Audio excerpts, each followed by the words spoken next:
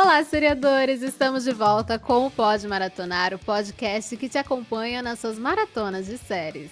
E nessa segunda temporada nós estamos adentrando um novo restaurante, The Bear. A gente ficou na cozinha por muito tempo, ficou na reforma. Agora a gente já tá num restaurante aí aberto finalmente. Então a série é conhecida como Urso no Brasil e é a sexta série mais adicionada na geladeira dos usuários do banco de séries. Assim como a série, todos os episódios do nosso programa já estão disponíveis no perfil do BDS Cash nas principais plataformas de áudio. Então bora lá. Yes. Yes? Yes, chef. Yes, chef. Yes. Okay, chef. Yes, chef. Yes, chef. Told her earlier. Yes, chef. Yes, chef. Yes, chef. Great. Bora lá, que nós chegamos aí ao fim da temporada, a nossa season finale. Eu sou a Amanda, eu e o Tom estamos de volta para finalizar a maratona dessa série que conquistou tanta gente desde sua estreia em junho do ano passado. The Bear voltou com 10 episódios, sendo 2 a mais do que a temporada anterior. Se você ainda não assistiu ao último episódio dessa temporada, esse podcast possui spoilers da trama, então corre lá no Star Plus, finaliza aí a maratona de The Bear e depois venha ouvir o Pode Maratonar com a gente. E esse episódio teve a nota 9.5, que mesmo sendo o season finale aí, foi a segunda maior nota da temporada, o que tá tudo certo, que acho que a temporada em si teve um índice aí de aceitação muito, muito grande aí, foi muito bom. Ironicamente, muitas pessoas do próprio elenco, né, achavam que essa temporada talvez não fosse tão bem aceita por causa do ritmo dela, né, mas acabou fazendo muito sucesso, mais sucesso até do que a temporada anterior, já tem os números aí que a gente já trouxe da temporada, né, então é realmente um grande hit. E o episódio 10 é chamado de The Bear, o nome da série, o nome do restaurante, e foi dirigido por Christopher Storer, o criador da série. Bom, esse é um episódio de longas cenas, né? Ele é quase um plano sequência, como a gente viu na temporada anterior, no episódio 7. Então, nós temos várias indas e vindas entre a cozinha e o salão, nessa noite de ensaio, nessa primeira noite de The Bear, em que todos são ali, os clientes são amigos e familiares dos funcionários. Então, caos, puro caos, é um episódio aí que você não consegue desgrudar. Ele é um pouquinho mais longo, né, tem 40 e poucos minutinhos, e você pisca, acabou, né, mas até o acabar tem muita pressão e muita coisa acontecendo.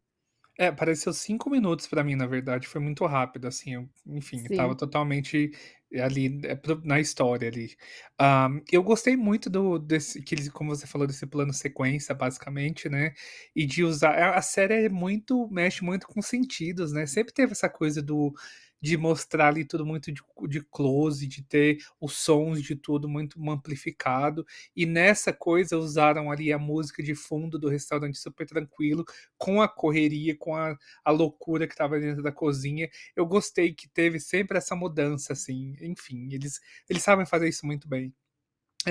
Tem uma coisa aqui nesse episódio que eu finalmente parei para pensar um pouco, para anotar, é que a gente já viu que quando a Cid e o Carme têm algum desentendimento, eles fazem aquele movimento assim, ali na altura do peito, né, com a mão ali fechada, o pulso Sim. no movimento circular ali. E eu já tinha percebido, já tinha ficado curioso, não estava com 100% de certeza, mas fui olhar, então, para você não dormir sem saber, não terminar a temporada sem não saber, significa desculpa em linguagem de sinais. Então eles usam aquilo ali como e até nesse artigo que eu li da Shirley Lee, do jornal do site The Atlantic, ela fala que isso é uma linguagem que é realmente usada em restaurantes. Muitos profissionais da cozinha usam, porque às vezes eles não conseguem conversar ou estão longe, e é meio que uma coisa assim: "Ah, a gente se desentendeu, vamos conversar sobre isso depois, não vamos deixar isso influenciar no trabalho", que é justamente para não quebrar ali a rotina e não influenciar ali pedidos, essa coisa. A gente sabe que eles trabalham ali contra o tempo, né? Então é isso que significa. Achei que seria uma coisa boa aqui das minhas últimas observações aí da temporada. Cada segundo conta, né, que é uma frase que a gente viu muito nessa temporada, então tô com suas curiosidades.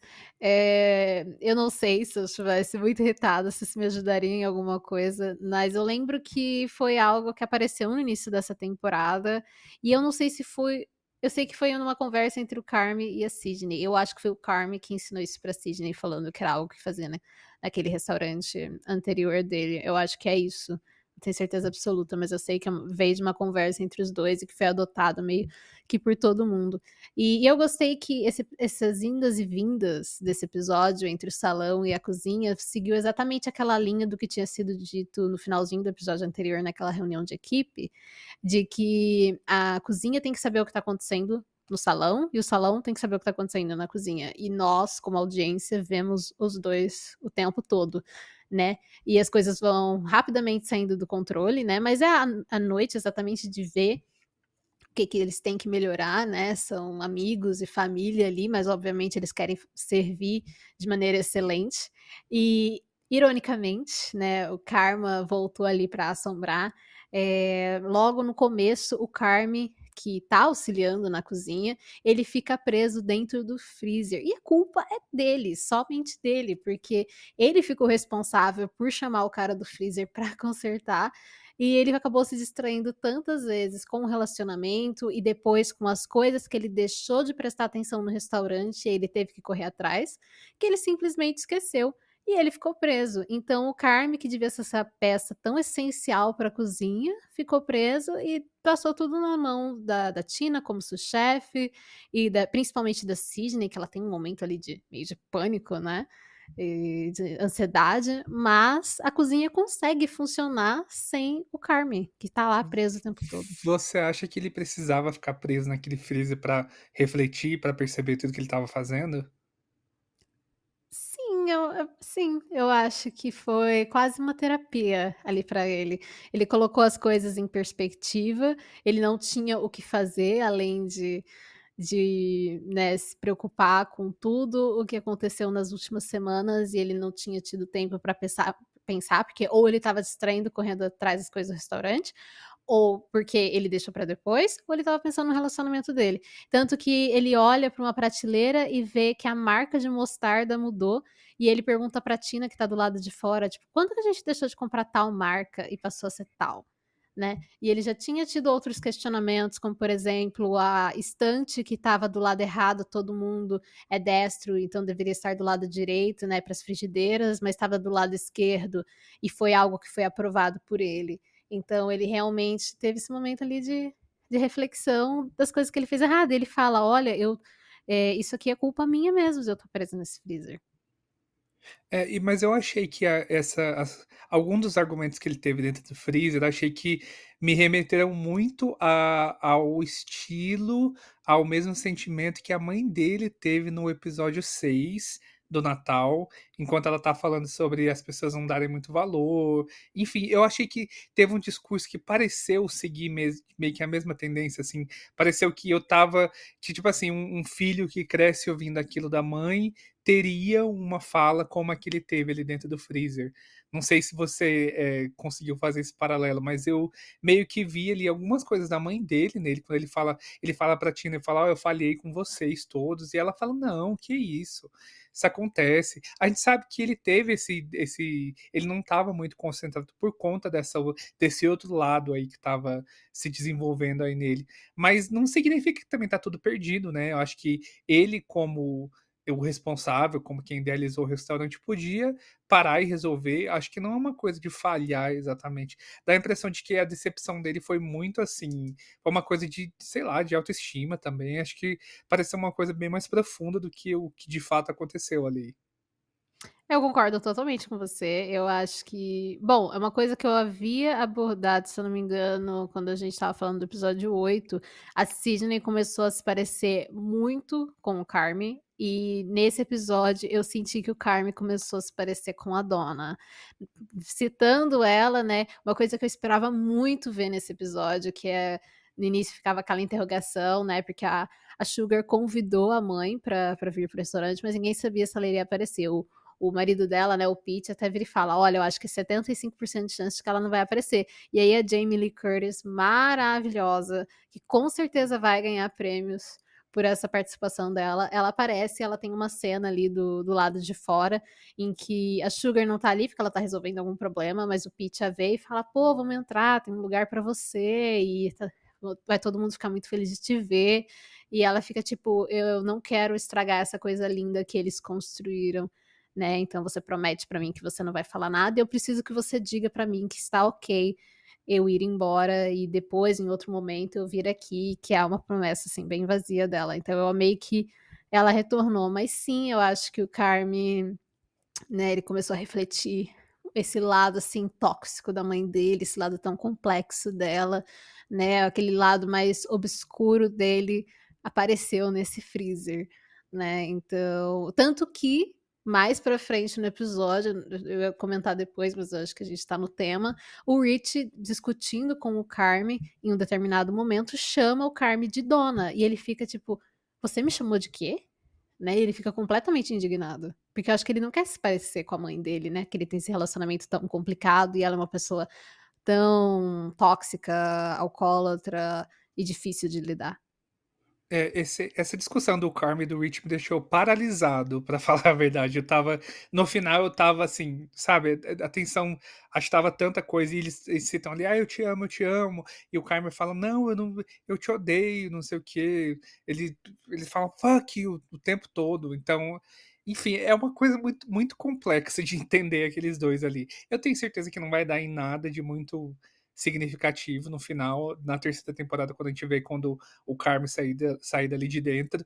Eu acho que, falando de uma coisa boa da família, eu acho que teve aquele momento em que o Rich ele manda uma banana coberta com chocolate lá para a mesa do tio Jimmy, né, do Cícero, onde remete lá a história que ele contou no episódio de Natal, que falava sobre o pai dele, que o pai dele sempre dava uma banana coberta com chocolate para ele na infância, e Sim, essa eu coisa deles adorei. terem lembrado, achei muito bonito. A mesma coisa também foi ali no o pai da Cid estava jantando e oferecendo uma bebida, ele falou: "Não, não bebo". Ele falou: "Ah, a gente sabe também", trouxeram todo um carrinho ali cheio de refrigerante e tal. Essa coisa de personalizar e de dar um pouco de destaque mais para as famílias.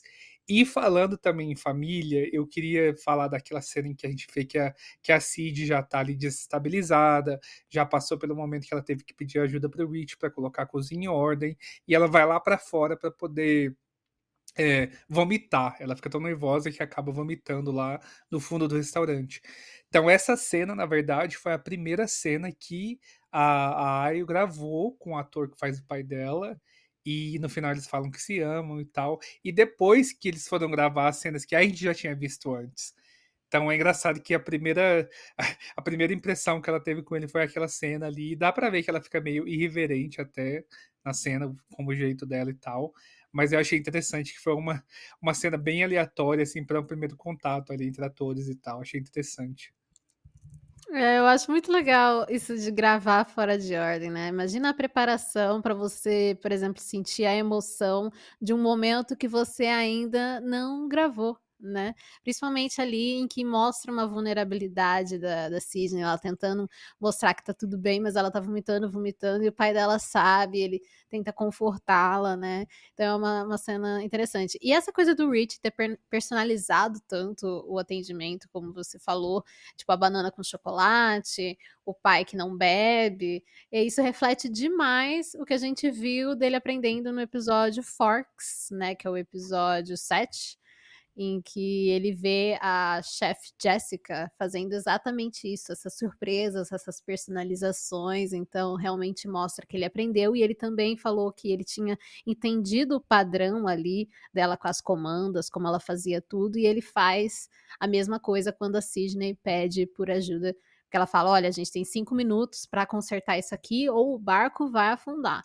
E eles conseguem fazer enquanto o Carme tá tendo seu momento, né, o Carme ele é uma pessoa muito sensível, ele tem muita coisa ainda que ele precisa processar, então ele tá tendo o momento dele ali no freezer, né. E a Tina também, pra falar aí de transformações, eu vejo a Tina muito como a Sydney agora também, a Sydney do início.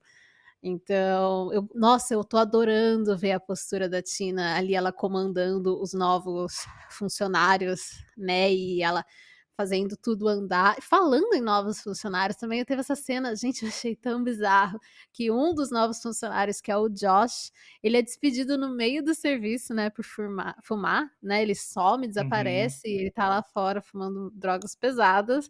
E pra quem não sabe, é uma participação especial também, é um comediante americano do SNL, é o Alex Moffat, eu acho que é assim que fala o nome dele. Então ele teve essa participação nesse episódio, ele já tinha aparecido anteriormente para ser contratado, né, ele já tinha tido uma ceninha. Então é um episódio aí com nomes também, né, teve aí a Jamie Lee Curtis mais cedo, então é uma temporada aí com muitos rostos conhecidos. É, essa coisa dele tá fumando lá a metanfetamina lá é triste, mas infelizmente é uma coisa que é realidade, assim, nos Estados Unidos e no mundo todo, né, Sim. acontece. É muitos aqui, acho que as pessoas veem muito pessoas que usam drogas desse tipo, são meio que estão na Cracolândia, por exemplo, mas tem muitos que têm empregos ali, têm uma vida normal e são dependentes químicos ainda, né, enfim. É, e eles nem sabiam ali, né, que ele estava usando, e aí até a Tina faz um comentário: "Ah, você viu como ele havia cortado aquelas cenouras?", provavelmente muito Tava muito rápido, exagerado, obviamente. é. Isso. E ele fala que tipo: "Ah, a droga me ajuda a trabalhar, a funcionar", então e o pessoal não tinha se dado conta, mas aí ele desapareceu no meio do serviço e acabou não conseguindo esconder, né. Bom, outro ponto desse episódio, que também é uma, analogia a conversas anteriores, quando o Carme tá ali surtando no freezer, ele fala que ele não precisa de alegria de dar alegria aos outros ou de um relacionamento, que é exatamente uma conversa que ele já tinha tido, eu acho que vinha de uma daquelas cenas de terapia em grupo, eu lembro de um discurso muito parecido. E ele falou que nada daquilo valia a pena, que era uma perca de tempo, se o sentimento que ele estava sentindo daquele momento ali, de ter falhado com todo mundo, né, era muito pior, então não importava o quão bem ele se sentia com a Claire. Aquele sentimento, né, de falha era muito mais forte, então na balança ele colocou e falou: "Bom, isso aqui não vale a pena", só que infelizmente quem tá ouvindo do lado de fora não é mais a Tina, é a Claire, né. E assim, no momento que falaram pra ela que ele estava preso no freezer, eu falei: ela vai ouvir algo que não deve". E é exatamente isso que acontece, achei até um pouquinho clichê, mas foi para finalizar aí o caminho que já estava vindo desses últimos episódios, do Carme percebendo as coisas que ele deixou de prestar atenção, a conversa que ele teve com a Sydney, o tio Jimmy também havia o alertado, ele falou assim: isso aqui não vai dar certo não", e aí tudo se concretizou para essa cena, né. É, e isso aí também outra vez que eu vou ter que falar que me remete muito à própria dona, né, porque quando ela tá lá fora conversando com o Pete, ela fala: "Olha, eu não quero nem entrar lá dentro pra não estragar nada dessas coisas. Tipo, tá tudo muito Uhum. bom, eu não quero estragar nada". Ele acaba revelando lá sobre o filho que ele vai ter, né, que a Shuko tá grávida e tal, mas a dona deixou essa impressão muito e é isso, é meio que um espelho, assim, parece que é uma cópia de uma fala dela, o que ele acaba falando lá. Mas enfim, falando ainda de família, teve uma coisa que eu fiquei chateado de ver, que é a tela do celular do Marcos quando ele tá ali no final do expediente, Sim. tem Uhum. a gente vê as ligações do hospital, e daí fica aquela coisa, a mãe dele morreu, ela já tá há muitos anos, né, acho que seria tão inconveniente ela falecer no dia da abertura do restaurante, eu espero que realmente não seja. Eu acho que é, eu acho até porque, né, foi uma coisa que a gente já discutiu mais de uma vez aqui, a cena de abertura da temporada é ele no hospital com a mãe, então na hora que focou naquele celular, me deu aquele sentimento de: deu algo errado". Pela quantidade de ligações perdidas que apareceu naquela tela, realmente, provavelmente a mãe dele faleceu, né, tudo naquele final meio que deu errado, né, tipo, teve o sucesso do restaurante, o sucesso profissional?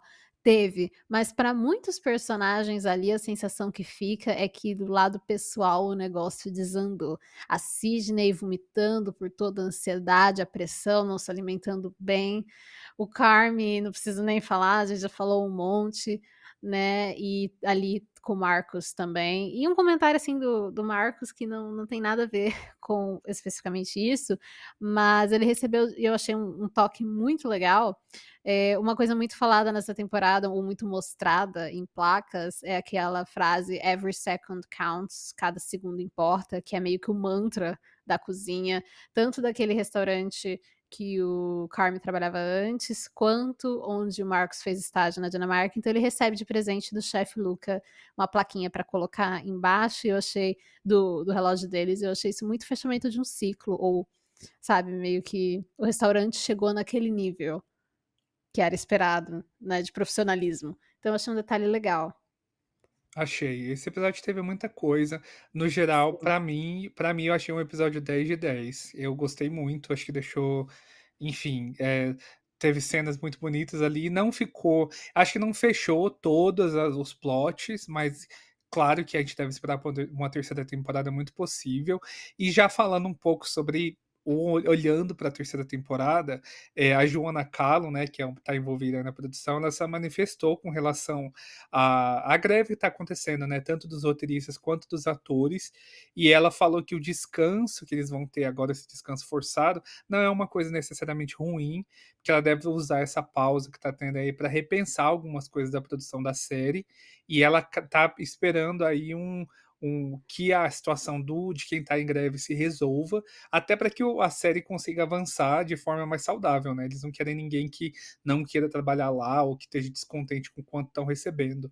E essa semana também eu estava vendo no Twitter uma observação aí. Um dos escritores de The Bear, ele chegou a falar em rede nacional de que ele estava insatisfeito com quanto que ele tinha ganhado para escrever alguns episódios da série, e ele tá na linha de frente dessa greve que está tendo aí dos roteiristas. Não teve nenhum ator que se manifestou com relação à remuneração, mas esse escritor, esse roteirista, né, ele deixou muito claro de que a série está ganhando muito e ele não levou o que ele merecia.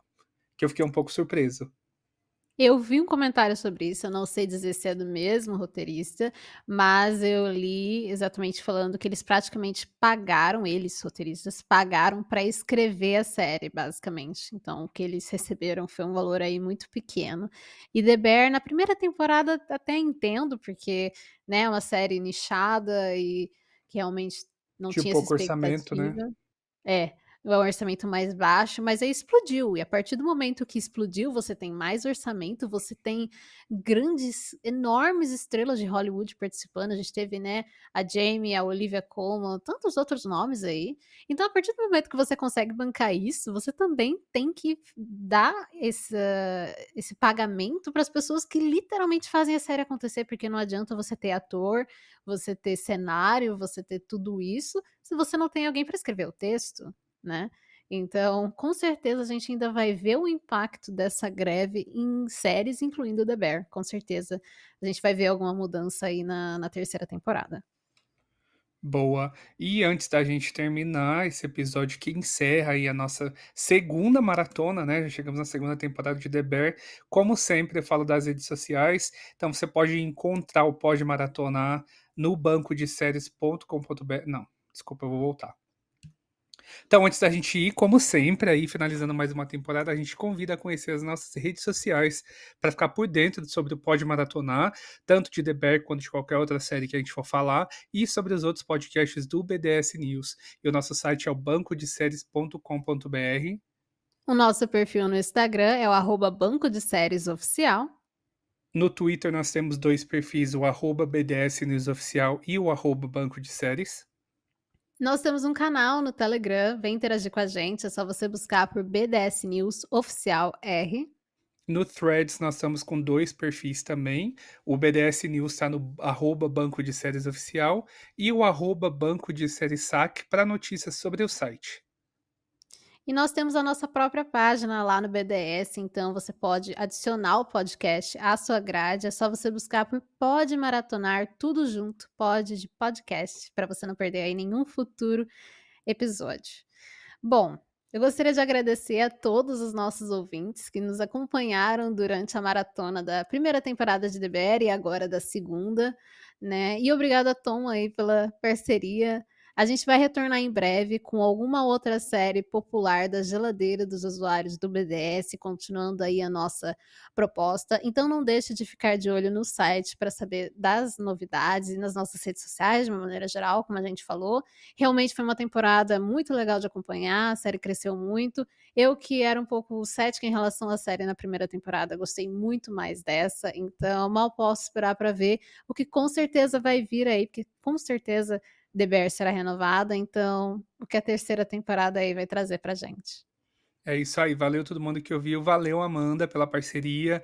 A gente sempre frisa, né, que a gente vive The Bear por várias semanas para poder gravar os episódios. Então, valeu todo mundo que escutou, todo mundo que comentou e que gosta de comentar aí, podem sempre comentar que a gente sempre gosta de feedback. E a gente se vê por aí, tanto com The Bear quanto qualquer outra série que a gente venha falar que não pode maratonar. Até! Até mais!